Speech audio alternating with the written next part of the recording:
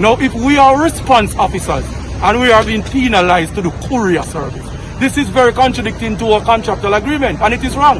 We are not paid for courier. We are not covered under the insurance for courier. We are not paid for courier. And furthermore, we're working in a soft body vehicle. Bless up my people. Welcome back to the channel. It's a girl and Isabel Rose. Thanks for all the new subscribers. Thanks to returning subscribers. If you're new to the channel, subscribe. Turn the post notification bell on. Put it on all so you won't miss an upload from me.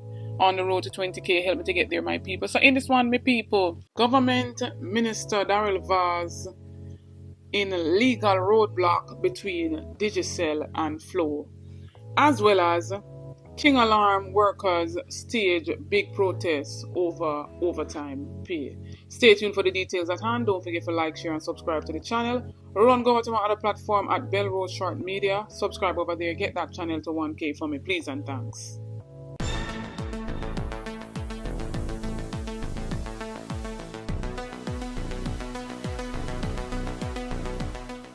So my people, following the whole reactiveness of the government as it pertains to a teacher, Miss Anglin, who has lost her life through a ride-sharing app, where she took a taxi, my people, from her community, which eventually led to her demise after weeks upon weeks. They found her body in bushes.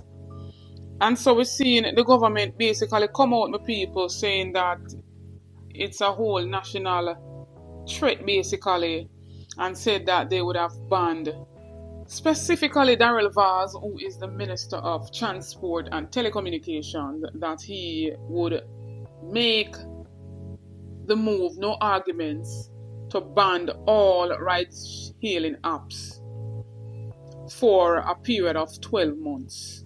And my people, he has run into some legal roadblocks with that move. The telecommunications service providers have told Darrell Vaz, the transport minister, that he has no power to order them to remove the apps from their networks. That the minister has had to retreat and the administration forced to reassess its options is an embarrassment to the government and of an amateurish approach to policy making and implementation. This could have been avoided with a little bit of homework. The handling of the ban, however, is emblematic of how the government has gone about the matter of regulating the ride-sharing business in Jamaica.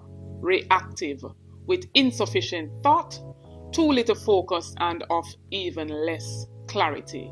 To be clear, this approach, preceded by Mr. Vaz, who has held the portfolio for public transportation for only a year, ride-hailing services, in particular the global pioneer of the business, the American firm Uber, has been available in Jamaica since 2021.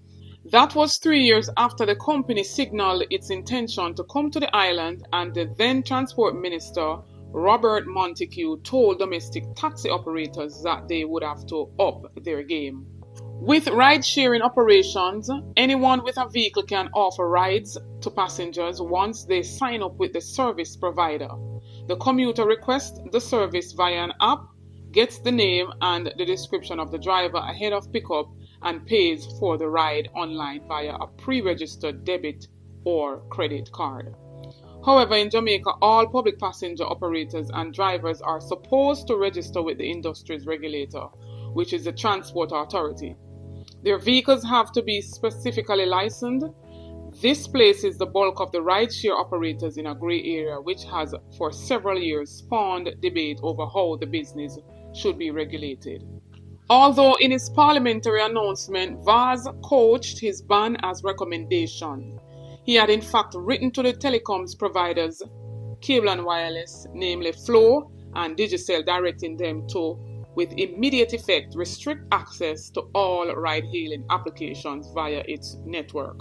However, under Jamaica's Telecommunications Act at Section 56, the minister responsible for national security may, where he is satisfied that it is necessary to do so in the interest of national security, and after consultation with the minister, take control of or close down a licensee's operations or any part thereof.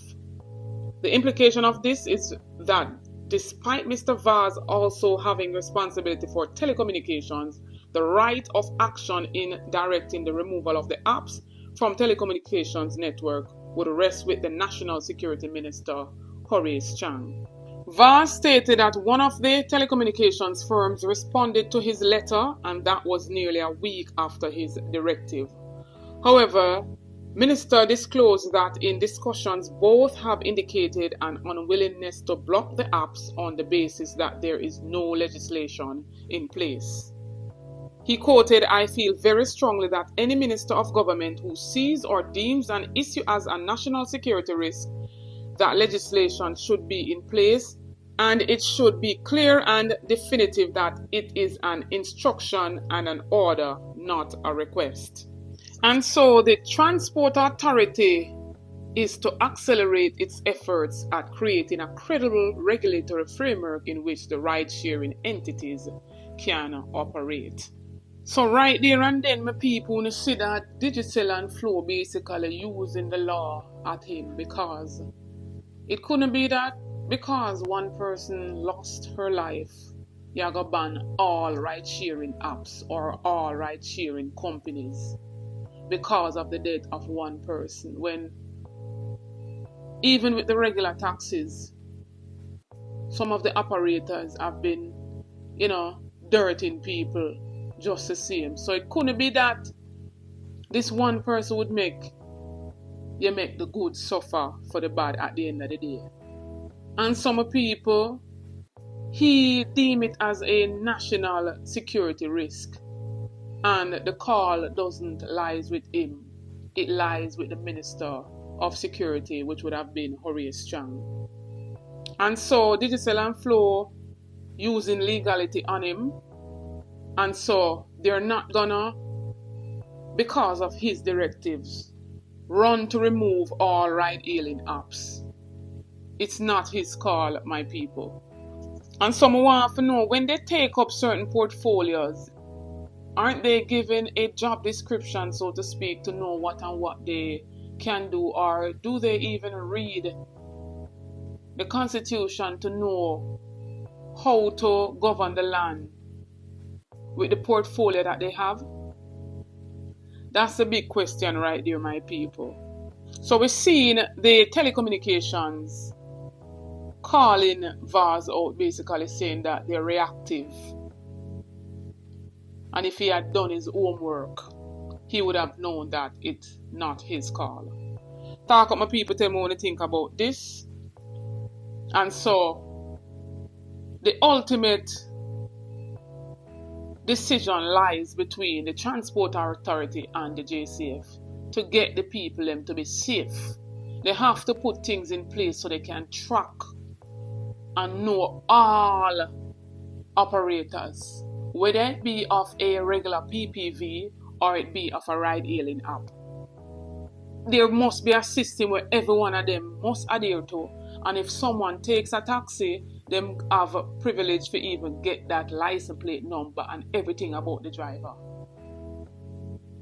And as I stated in our previous video, if it comes to the test now then and there's no proper security for the people and you're using these taxi operators and some of these ride-hailing apps, we're going to have to take pictures of them license plate and send it to somebody.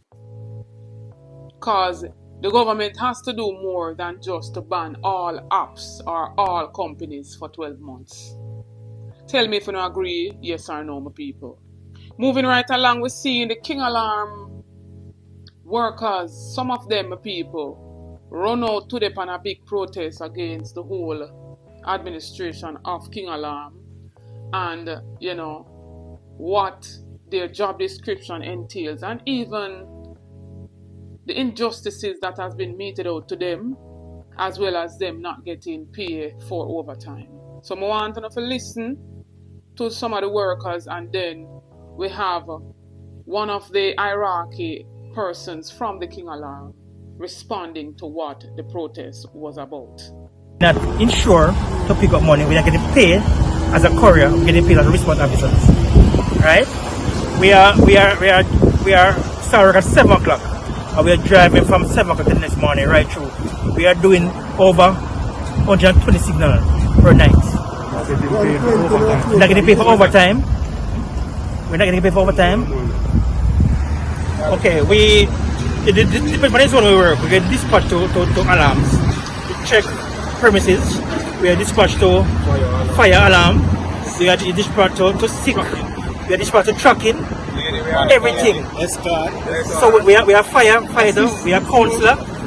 We are police officers. We are psychiatrists. So we wear many caps as a response officer, and we are not getting paid for that. So we are asking for 30%, and that is fair enough. That's fair enough for 30% increase. All right. If the company policy is supposed to call in before 5 o'clock.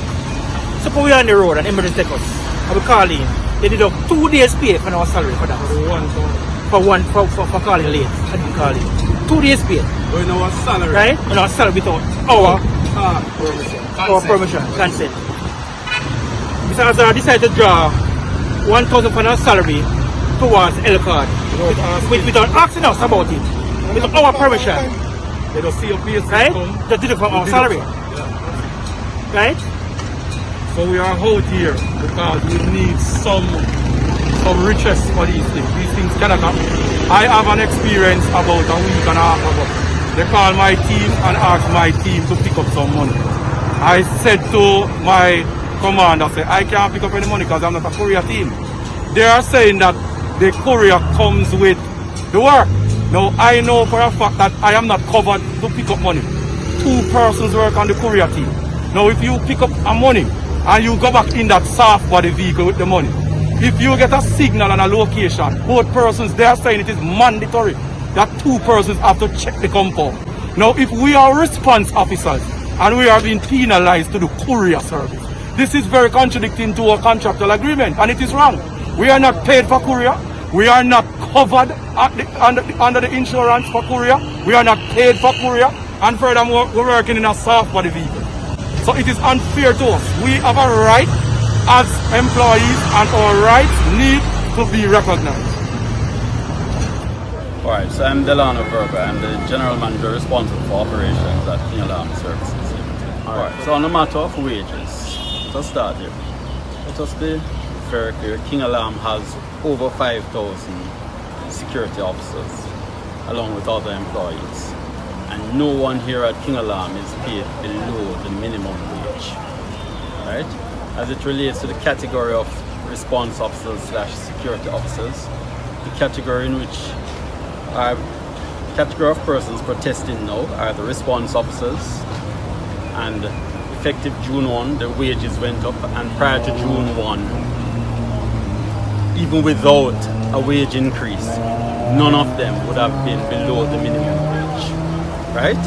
The company took a decision to increase their wages effective June 1, and the increases ranged from 10% to a high of about 42%.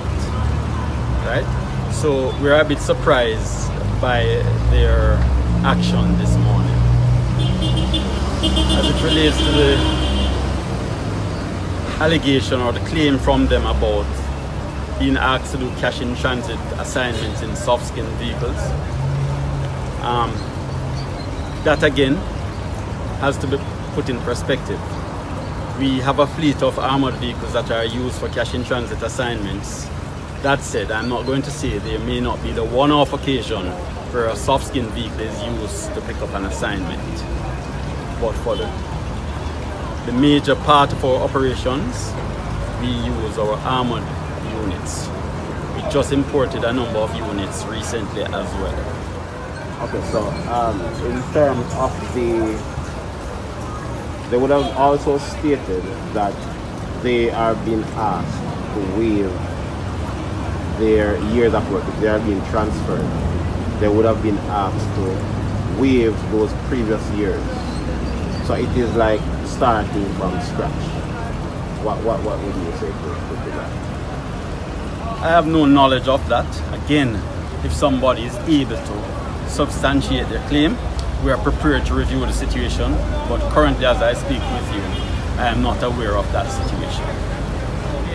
the persons that are protesting this morning, we encourage them. Actually, we reached out to them, invited them to a meeting, and they declined to meet with us, right? But we are still prepared to meet with them on a one-on-one basis and examine their concern to see how best the matter can be resolved, or the matters can be resolved. Share your thoughts and opinion in the comment section below, my people. Make a reason, tell me what you think about everything that was said in this video. Don't forget to like, share, and subscribe to the channel. Run over to my other platform, Instagram and Facebook, and follow me over there at Anisabel Rose. Check out the YouTube store, make a purchase. It goes in support of the channel. Check out the YouTube membership. You get a lot of benefits by becoming a member of the Anisabel Rose movement. Many thanks to all my returning subscribers. New viewers, come on board, journey with me, join the family, subscribe to the channel, like up the video, share out the videos, support the ABR movement by playing your part on the road to 20k. Help me to get there, my people. Get this video to at least 2,000 likes. Stay tuned for more videos, stay tuned for more updates. Big up on yourself, my people.